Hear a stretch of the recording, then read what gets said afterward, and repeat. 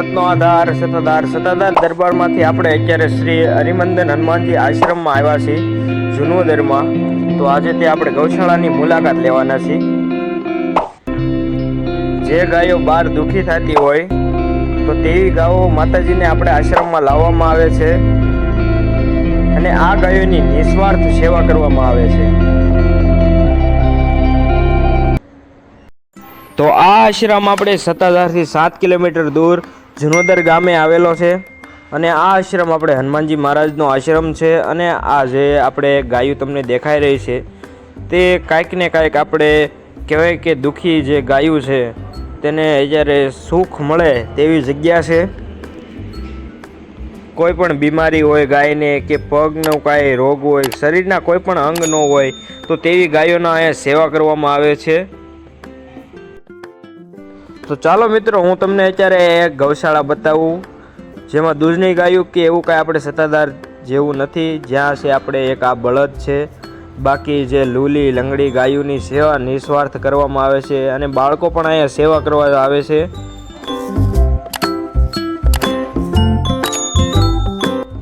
અને આ જે બધી ગાયો રહી કે આ નોખાવાડામાં છે, જે ગાયો હવે જેમ જેમ સાજી થતી જાય છે, અમુક ગાયોને એક જ સિંગ છે, તો તેનું કારણ છે કે ગાયોને કમોડી નામનો રોગ આવે છે, જેથી કરીને તેનું ઓપરેશન કરવામાં આવે છે અને તેને એક જ સિંગ રહે છે.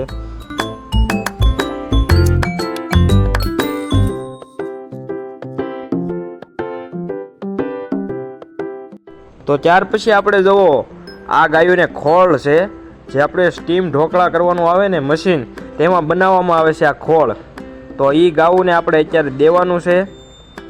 જો આ ગૌશાળા છે આપણે ગાયોની આખી, અને અત્યારે આપણે ગાયોને જે સ્ટીમ ઢોકળાનું મશીન આવે છે તેમાં જે ખોળ બનાવવામાં આવે છે, અને એ ખોળ આપણે આ ગાયોને દેવામાં આવે છે.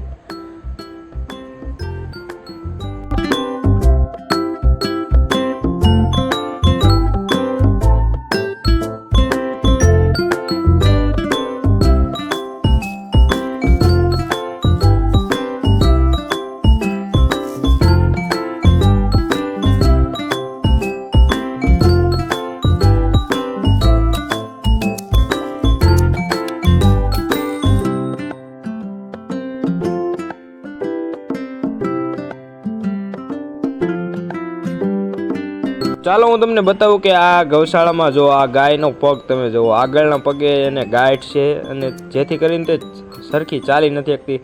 અહીંયા જે આશ્રમમાં ગાયું છે તે કાંઈક ને કાંઈક રોગથી પીડાતી ગાયોની સેવા નિસ્વાર્થ કરવામાં આવે છે. આ ગાયને જો આપણે પગ કપાઈ ગયેલો છે,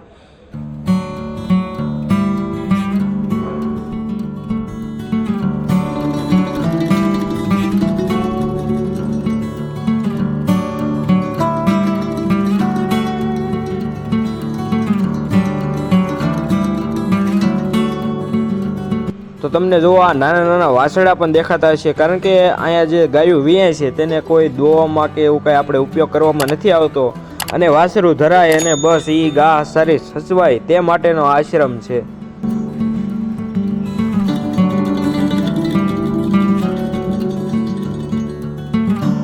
અને જો તમે પણ કોઈ આશ્રમમાંથી કે તમારા આજુબાજુમાં આવેલા આશ્રમમાં કોઈ પણ ગાયોની આવી સેવા થતી હોય તો અમને કોમેન્ટ કરો, અમે પણ તેને પ્રકાશિત કરવા તેને ત્યાં વિડીયો ઉતારવા આવશું. જય ગીગડા પીર.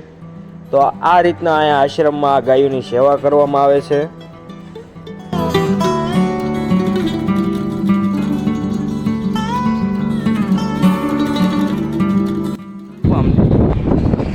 તો તમારે પણ ગામની નજીક ક્યાંય આશ્રમ હોય તો તમારે પણ જો આવો વિડીયો તમારા ગામના આશ્રમનો બનાવવો હોય તો અમને કોમેન્ટ કરો. જીવાય સત્તાધાર ચેનલને સબસ્ક્રાઈબ કરો, નવા હો તો જય ગીગડા પીર.